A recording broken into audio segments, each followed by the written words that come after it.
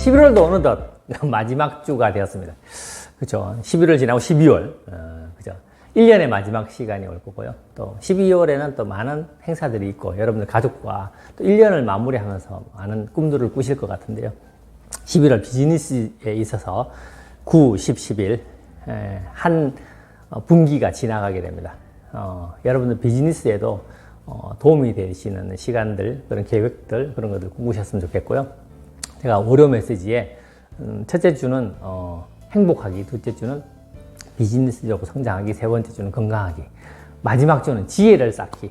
근데 이 지혜를 쌓기라는 주제가 실은 어떻게 보면 되게 폭넓은데, 또 어떻게 보면 여러분들과 어떤 대화를 나누는 게 좋을지 주제 잡기가 만만치 않은 주이기도 합니다. 지혜를 쌓는다. 뭐 제 나름대로는 그렇게 느끼는 거예요. 우리 학교 다닐 때 공부를 하지 않습니까? 학교에서 공부를 열심히 하죠. 그래서 지식을 쌓죠. 모르던 걸 알게 하는 거죠. 수학적인 거, 뭐 과학적인, 물리적인 거, 뭐 철학적인 이런 것들을 알게 하는 겁니다.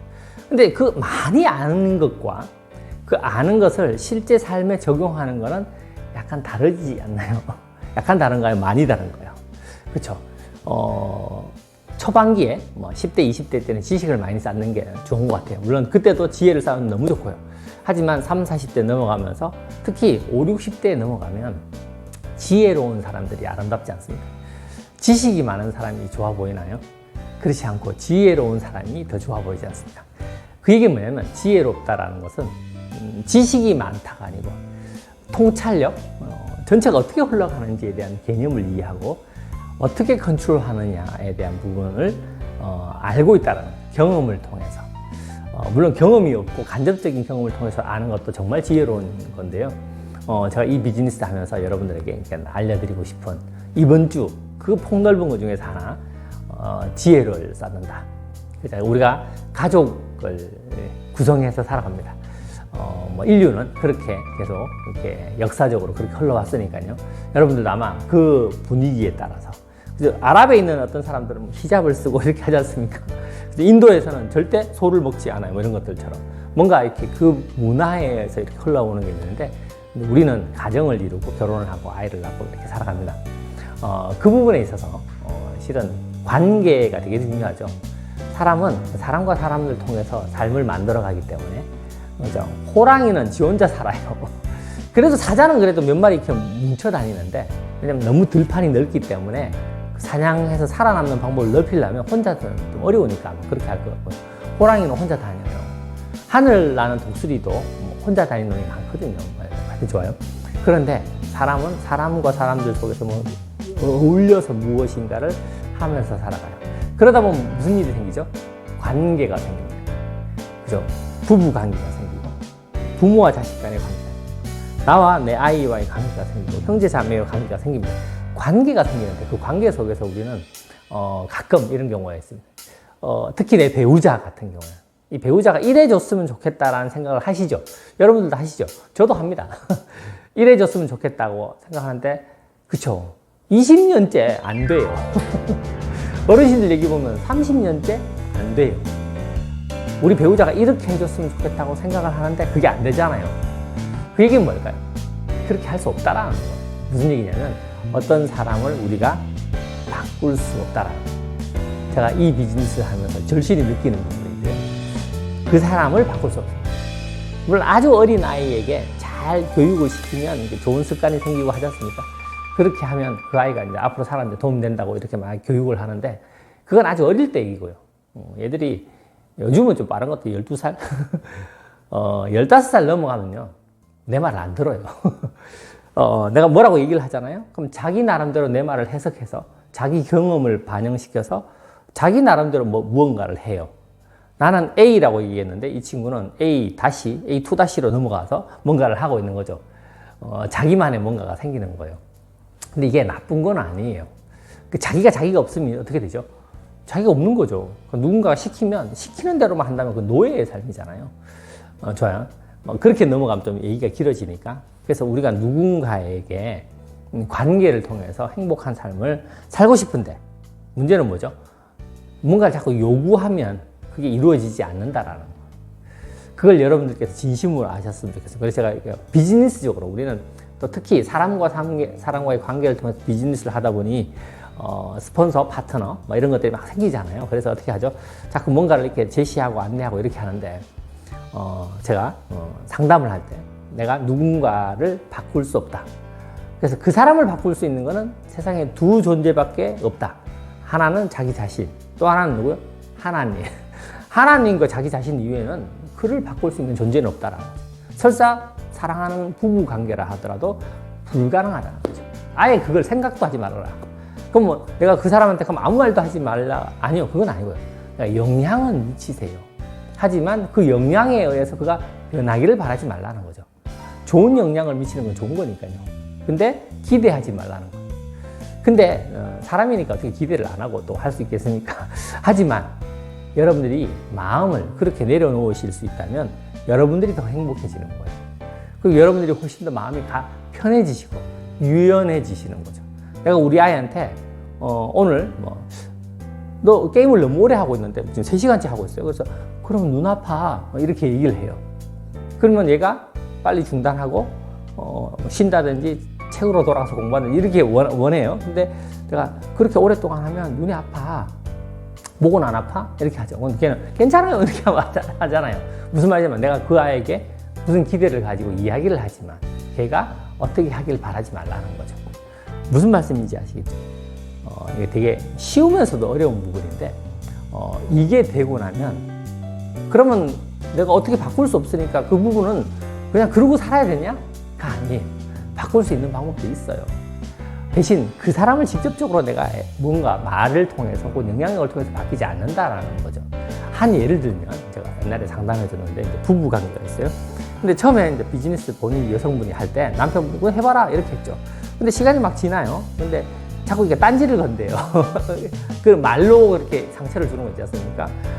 그래서 막 니 지금 뭐 하고 있나? 그렇게 할 것 같으면 하지 마. 뭐 이런 말들이 있지 않습니까? 자꾸 툭툭 던지는 말에 이분이 자꾸 상처를 받아서 뭐 화가 나요. 그래갖고 저 친구만 없으면 내가 아내를 비즈니스를 열심히 할 수 있는 것 같은데 열심히 하다가도 집에 들어오면 막 힘이 떨어진다. 뭐 이런 얘기를 하더라고요. 그래서 제가 이제 그 부분에 대해서 얘기를 했는데, 그쵸. 예를 들어서 회사 직장에서 대리와 대리가 있어요. 대리와 대리 사이에 관계가 있을 거 아닙니까? 뭐 서로 주고받고 이야기를 하고. 근데 한쪽이 이제 과장이 돼요.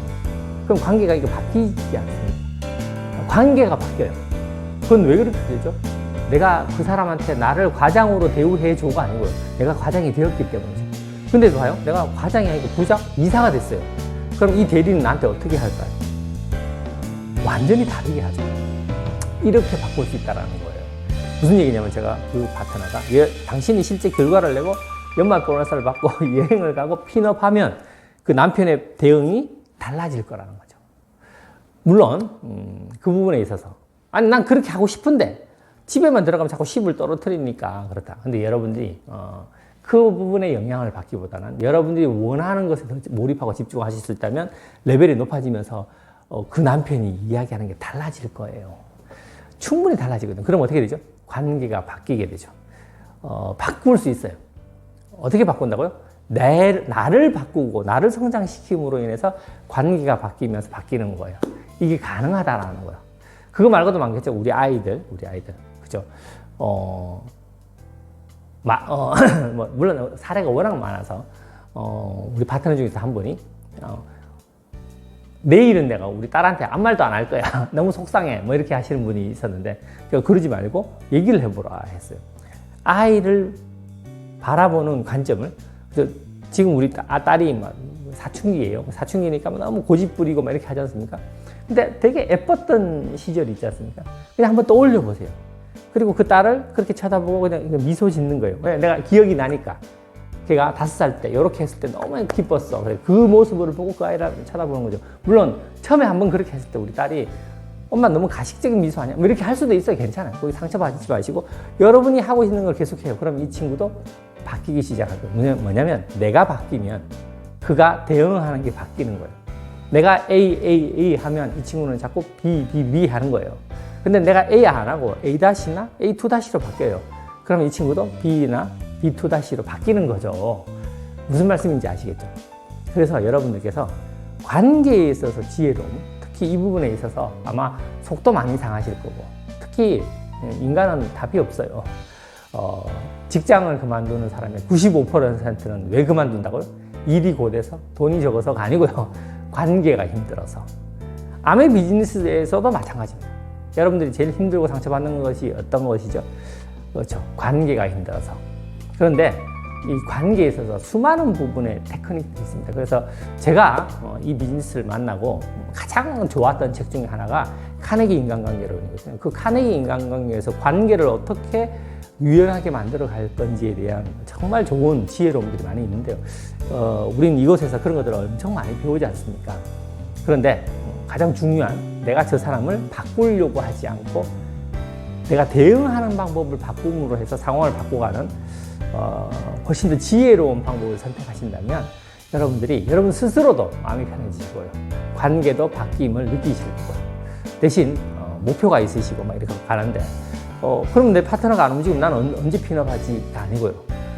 그 뎁스에서 더 좋은 사람을 만나거나 위스에서 또 다른 사람들을 만나서 여러분들 확장성을 높인다면 그 한 명에 의해서 막 내가 되고 안 되고가 아니고 수많은 사람들 통해서 여러분들이 상황을 바꿔 가신다면 훨씬 더 재밌고 수월한 비즈니스가 되거든요. 그래서 바꾸려고 하지 않고 현재 이 사람이 이렇구나 라는 걸 아는 거죠. 그래서 우리가 532 불려도 그래서 하는 거잖아요. 현재 이 사람이 이런 거예요. 그쵸? 그럼 거기에 맞춰주는 거죠. 그럼 난 다른 사람들한테 확장을 해서 넘어가면 되지 않습니까? 제가 이번 주에 사업 성장하기 위해서 명단 찾기, 30명 뒤 900명, 900명 뒤 27,000명 말씀드렸던 것처럼 우리는 사람 많거든요. 그래서 그렇게 만들어가는 게 훨씬 더 지혜로워지신다. 그 사람을 어떻게 해가 아니고, 이 사람이 이렇구나 라는 걸 알고 나는 되는 것들을 찾아서 만들어가는 거죠. 왜? 그건 내가 할 수 있는 것들이니까. 근데 이 사람을 바꾸려고 하는 거는 안 되는 거거든요. 안 되는 걸 막 애써서 하면 어떻게 되죠? 계속 안 되는 거예요. 그러니까 힘들죠. 근데 되는 걸 하면 재밌어지지 않습니까? 그리고 훨씬 더 유연해지시고, 아마 이 비즈니스가, 저는 개인적으로 그래서 제가 삼성에서 16년 다녔는데 주로 뭘 쳐다보죠? 숫자를 쳐다봐요. 측정하고 사이즈, 강도, 재질 이런 것들만 쳐다보거든요. 그러면서 살다가 이제 이 비즈니스를 만나서 사람들과의 관계에 대해서 훨씬 더 유연해져서 지금 저희가 우리 아이들과 이렇게 대화가 유연해요. 제가 아침에 아이들 태워주면, 그죠? 사춘기 때 안 탔어요. 근데 지금 막 타려고 해요. 무슨 얘기죠? 아침에 아빠가 불편하지 않다는 거예요. 사춘기 때는 왜 안 탔죠? 불편했다는 거예요. 무슨 말씀이냐면 관계 유연함이 높아진다는 사실. 그래서 저 나름대로 이 속에서 그런 것들을 계속 배우고 익혀가는데 여러분들도 아마 각자 그렇게 배우고 익혀가실 거라고 생각하는데요. 이 모든 것들을 통해서 우리 비즈니스도 원활하게, 행복한 삶을, 관계도 원활한 지혜로움을 이렇게 쌓아가는 우리가 됐으면 좋겠다는 생각을 하고요. 오늘의 주제는 그거였습니다. 상대는 바뀌지 않는다는 거죠. 내가 어떻게 해서 바뀌지 않는다는 거죠.